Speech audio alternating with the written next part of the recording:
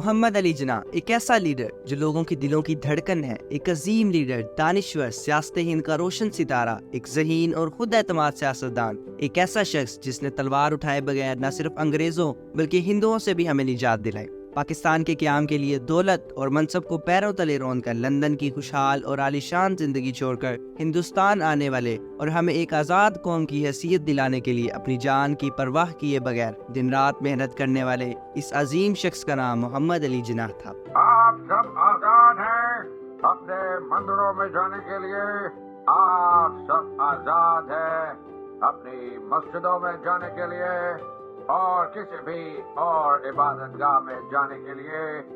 اس مملکت پاکستان میں آپ کا تعلق کسی بھی مذہب، ذات یا عقیدے سے ہو، مملکت کا اس سے کوئی سروکار نہیں۔ آج ہم بات کریں گے پاکستان کے بانی، بے شمار خوبیوں کے مالک، ایک باہمت، ایماندار اور پاکستان کے لوگوں کے دلوں کی دھڑکن قائد اعظم محمد علی جناح کے بارے میں۔ آپ دیکھیں گے کہ وقت گزرنے کے ساتھ ساتھ ہندو نہیں رہیں گے اور مسلمان نہیں رہیں گے، مذہبی معنوں میں نہیں، کیونکہ یہ ہر فرد کا ذاتی عقیدہ ہے، بلکہ سیاسی معنوں میں وہ ایک ہی ریاست کے برابر کے شہری ہوں گے۔ Welcome back to our YouTube channel Tech Word. سب سے پہلے جانتے ہیں کہ بین الاقوامی دانشور محمد علی جناح کے بارے میں کیا رائے رکھتے ہیں۔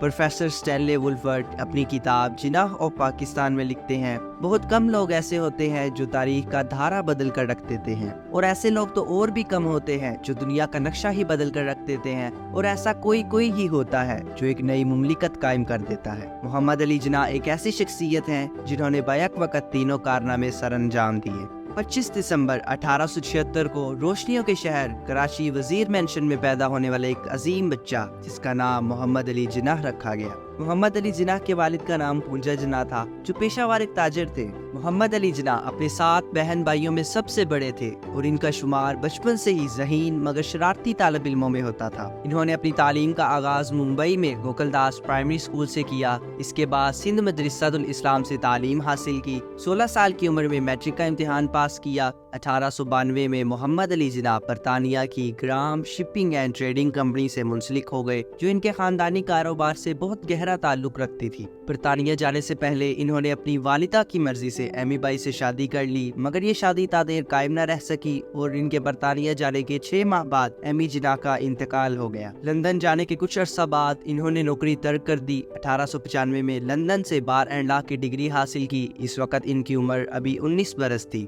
اور ان وقتوں میں وہ سب سے کم عمر طالب علم تھے جنہوں نے یہ اعزاز حاصل کیا۔ ڈگری حاصل کرنے کے بعد محمد علی جناح کی سیاست میں دلچسپی شروع ہوئی اور اس کی ایک سب سے بڑی وجہ برصغیر پاک و ہند میں انگریزوں کی حکومت تھی۔ محمد علی جناح نے انگریزوں کی ہندوستانی باشندوں کے ساتھ بدسلوکی کے خلاف آواز بلند کی۔ اس کے بعد 1896 میں انڈین نیشنل کانگریس میں شمولیت حاصل کی، ممبئی میں وکالت کا آغاز کیا اور بہت کم وقت میں ہی نامی گرامی وکیلوں کی فہرست میں شامل ہو گئے۔ 1905 میں ایک وکیل کی شہرت حاصل کرنے پر معروف ہندوستانی رہنما بال گنگادر کی توجہ محمد علی جناح کی جانب ہوئی اور اس طرح 1905 میں بال گنگادر نے محمد علی جناح کی خدمات بطور دفاعی مشیر قانون حاصل کر لی۔ پہلی جنگ عظیم کے دوران محمد علی جناح نے دیگر ہندوستانی ترقی پسندوں کے ساتھ برطانوی حکومت کی حمایت کی کہ شاید اس طرح ہندوستان کو سیاسی آزادی حاصل ہو سکے، مگر ایسا نہ ہوا۔ گاندھی کی ہندو پرست پالیسیز نے محمد علی جناح کو کانگریس چھوڑنے پر مجبور کر دیا۔ 1913 میں محمد علی جناح مسلم لیگ کے ایک اٹوٹ انگ بن گئے۔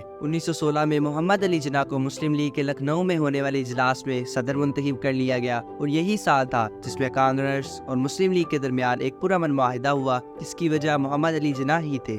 ہندوستان میں مسلم لیگ بہت ہی کم عرصے میں ایک اہم سیاسی جماعت بن کر نمودار ہونا شروع ہو گئی اور رفتہ رفتہ تمام مسلمانوں کی نمائندہ جماعت بھی ثابت ہونے لگی۔ سیاسی مصروفیات کی وجہ سے محمد علی جناح کی نجی زندگی شدید متاثر ہوئی۔ ایمی بائی کے بعد 1918 میں فارسی خاتون رتن بائی سے دوسری شادی جو اسلام قبول کرنے کے بعد مریم جناح کے نام سے جانی جانے لگی، جس کی ایک بیٹی ہے اور ان کا نام دینا رکھا گیا۔ پھر ایک ایسا واقعہ رونما ہوا کہ اس آزادی کے مجاہد مسلم لیگ کے لیڈروں میں اختلاف ہونے کی وجہ سے ہندوستان چھوڑ چھوڑ کر برطانیہ جانے کا فیصلہ کیا۔ اس کے بعد بہت سے مسلم رہنماؤں اور مشہور شخصیات کی کوششوں کے بعد قائد اعظم محمد علی جناح 1934 میں ہندوستان واپس آ گئے۔ ان مسلم لیڈرز میں سر فہرست ڈاکٹر محمد علامہ اقبال تھے۔ دوبارہ ہندوستان آمد کے بعد 1940 میں قرارداد پاکستان کی روشنی میں مسلمانوں کی علیحدہ مملکت کی کوشش میں سرشار ہو گئے۔ 1946 کے انتخابات میں مسلم لیگ نے مسلمانوں کی زیادہ نشستوں پر کامیابی حاصل کی۔ محمد علی جناح نے پاکستان کے قیام کے لیے براہ راست جدوجہد کا آغاز کر دیا، جس کے بعد ہندو بہت بڑی اکثریت میں مسلمانوں کے خلاف ہو گئے، جس کی وجہ سے مسلمانوں نے بہت نقصان اٹھایا۔ پھر ہندوؤں اور مسلمانوں کی اس جنگ کے بعد مسلم لیگ اور کانگریس کے اتحاد نے بھی دم توڑ دیا، اور یہ بات کھل کر ساری دنیا کے سامنے آ گئی کہ ہندو مسلمانوں کو اپنا غلام بنا کر رکھنا چاہتے ہیں۔